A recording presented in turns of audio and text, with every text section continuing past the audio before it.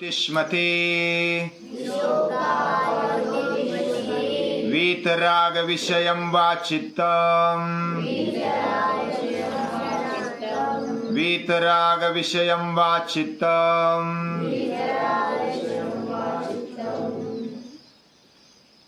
एक मंदिर में एक महाराज कुछ बता रहे थे प्रवचन में, चिंतन में। वो बताने के बाद एक व्यक्ति प्रवचन होने के बाद उनको मिलने के लिए आ गया और उसने कहा कि मेरे से आसक्ति, या तो कोई भी पदार्थ हो, कोई भी ऐसी व्यक्ति हो, तो उसकी आसक्ति नहीं छूटती, वो मन से जाता ही नहीं।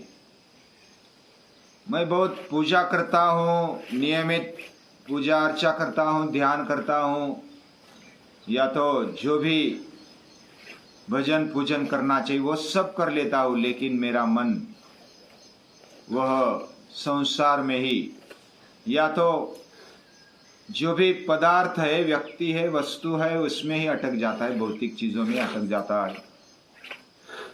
पूजा करते समय भी वैसा ही ध्यान में आ जाए, तो क्या करे? तो महाराज देखते रहे, फिर सब उठ गए, थोड़ी देर रुकना। सब चले जाने के बाद महाराज और केवल वो व्यक्ति रुका। तो महाराज ने एक खंबे को पकड़ लिया। मंदिर में एक खंबा था, बहुत सारे खंबे थे, एक खंबे को पकड़ लिया और खंबे को बोलने लगे, महाराज हे खंबे, छोड़ दे मुझे, क्यों मुझे पकड़ के रखा है? तो वो व्यक्ति देख रहा था, खंबे को तो महाराज ने पकड़ के रखा है और वो खंबे को बोल रहा है, खंबे छोड़ दे मुझे, छोड़ दे मुझे। ऐसा 1 मिनट हो गया, 2 मिनट हो गया, 5 मिनट हो गया, 10 मिनट हो गया। अरे खंबा तू छोड़ता क्यों नहीं? और उसको लात मारता था नीचे से, ऐसा पकड़ के रखा, नीचे से लात मारता था। मैं लात मारता हूं, सभी उसको करता हूं, लेकिन वो छोड़ता नहीं। तो वो व्यक्ति बोला, महाराज क्षमा करना, आपने ही तो पकड़ के रखा है और आप कैसे छोड़ सकते उसको? आपने पकड़ के रखा और बोलते खंबे छोड़ मुझे, छोड़ मुझे। तो आप छोड़ दो तो वो छूट जाएगा। मैं वही बात तुझे समझा रहा हूं कि तूने संसार को, आसक्ति को पकड़ के रखा है और इतना पूजा करता है, अर्चा करता है, अर्चना करता है, और इतना सब करने के बावजूद भी वो छूटता नहीं। इसका मतलब तूने ही पकड़ के रखा है। तू छोड़ता है तो छूटेगा, नहीं तो नहीं छूटेगा। हम छोड़ने के लिए तैयार नहीं है। किसी से झगड़ा हुआ है तो वही मन में लेकर बैठते हैं कि अरे ये हुआ, ऐसा हुआ, वैसा हुआ, रात दिन वही मन में पकड़ के रखते। जो हो चुका है, जो हो गया है, उसको हम पकड़ के रखते, तो भूत को पकड़ के रखते। भूत यानी जो पास्ट, जो हो गया, वो भूतकाल हो गया ना। और भूत को पकड़ के रखा और बोलते हैं कि भूत छूटता नहीं मेरे से। क्यों नहीं छूट रहा? तो हम जब तक उसको छोड़ेंगे नहीं, यानी हमारा मन और इंद्रिय, हमने पिछले सूत्र में कुछ देखा। क्या देखा? कि मन और इंद्रियों को विषय के पीछे लगने की आदत हो जाती है। जिसको खाना अच्छा लगता है उसको सुबह शाम दोपहर में खाने में क्या बनाया और क्या बनाने वाले हैं, भोजन के बाद भी, भोजन के पहले भी अभ्यास करते, उठते सोते, जब भी वो याद करता है, भोजन को याद करता है। यानी उसने भोजन को पकड़ के रखा। या तो कोई भी चीज अच्छी लगती है, बस उसी के पीछे लग जाता है। हमारे इंद्रिय मन उसके पीछे लग जाता है। तो महर्षि पतंजलि बताते कि वही विषय को उदात्त बना दो।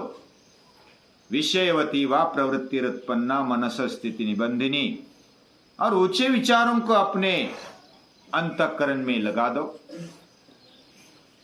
ऊंचे विचारों को रखना, इसका मतलब वो नीचे विचार है, अधपतित जो विचार है वो अपने आप दूर हो जाएंगे। जैसे अंधेरा कब निकल जाता है? अंधेरा जब दिया जलाते तो निकलने जाता है, अपने आप निकलता जाता है। उसको कुछ हटाने की, अरे जातू जातू ऐसा बोलने की जरूरत नहीं पड़ती। एक बार दिया जला दिया, दिया प्रकट कर दिया तो अंधेरा अपने आप गायब हो जाता है। ऐसे ही हमारे अंदर सच्चे विचारों को, ऊंचे विचारों को लेकर रखते हैं तो बुरे विचार, गलत विचार अपने आप निकलते जाते हैं। और वही महर्षि पतंजलि उपाय बताते हैं कि ऊंचे विचारों को हमारे अंतःकरण में, मन बुद्धि में रखो, बार बार उसका अभ्यास करो। अगर ऐसा नहीं होता है तो किसी ऐसे व्यक्ति को पकड़ो जिसने ऊंचे विचारों को पकड़ के रखा है, उसको ही सत्संगति बोलते हैं। वही है वीतराग विषयम वा चित्तम। ऊंचे विचारों को पकड़ने वाला किसको समझना चाहिए? जो किसी विषय को पकड़ के नहीं रखता है, जिसके मन में, अंतःकरण में राग या तो आसक्ति नहीं है, वो उसको छोड़ देता है। कुछ साधु लोग जा रहे थे भ्रमण के लिए, तीर्थ यात्रा के लिए। जाते जाते एक नदी लग गई। नदी लग गई और बारिश के दिन थे, नदी को पानी बढ़ता जा रहा था और अभी जा रहे थे लोग, तो वो भी चलने लगे, उनके साथ बाकी भी लोग थे। एक स्त्री थी, वो भी जा रही थी। तो बीच में जाकर के वो स्त्री, तरुण स्त्री थी, फिसल गई। फिसल गई तो जो गुरु महाराज थे, साधु महाराज में से, वो पास में ही थे, उसने उसको पकड़ लिया और उठा लिया, कंधे पे उठा लिया और वो गिर गई थी। पानी नाक में, मुंह में चला गया था। तो तुरंत उठा लिया, कंधे पर उठा लिया और बाहर आकर के छोड़ दिया। पानी भी नहीं निकाल दिया, ज्यादा नहीं गया था। और वो आगे चलने लगे। 5 मिनट हो गए, 10 मिनट हो गए, आधा घंटा हो गया। आधा घंटा होने के बाद एक उसमें से साधु जो तरुण था, शिष्य था, वो बोलने लगा, महाराज हम तो सन्यासी है और सन्यासी है, वीतरागी है, तो आपने उस स्त्री को कंधे पर उठा लिया, ये अच्छी बात नहीं हुई। तो साधु महाराज बोले, जो गुरु थे, वो बोले कि मैंने तो उठा भी लिया, उसको नीचे भी रख दिया और तूने अभी भी पकड़ के रखा है उसको।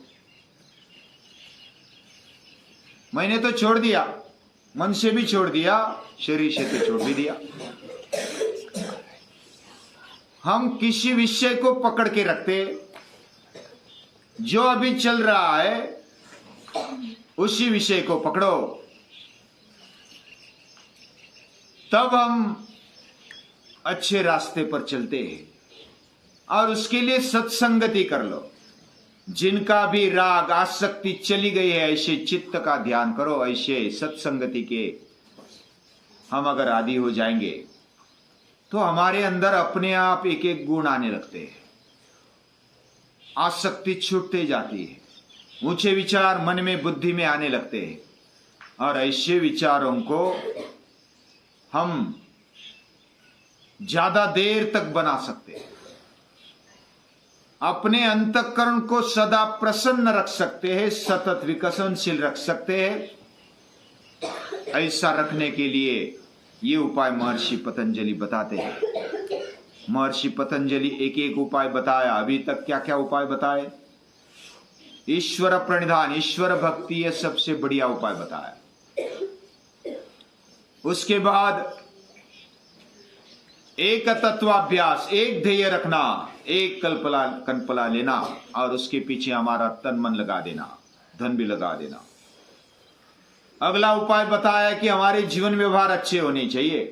किसके साथ कैसा बर्ताव करना, ये अगर शुद्ध व्यवहार है, बिना कुछ पूर्वग्रह के उपाय हम करते हैं, यानी जो भी हम व्यवहार अच्छी तरह से कर सकते हैं वो व्यवहार मैत्री, करुणा, मुदितो, उपेक्षा नाम, ये उपाय करना।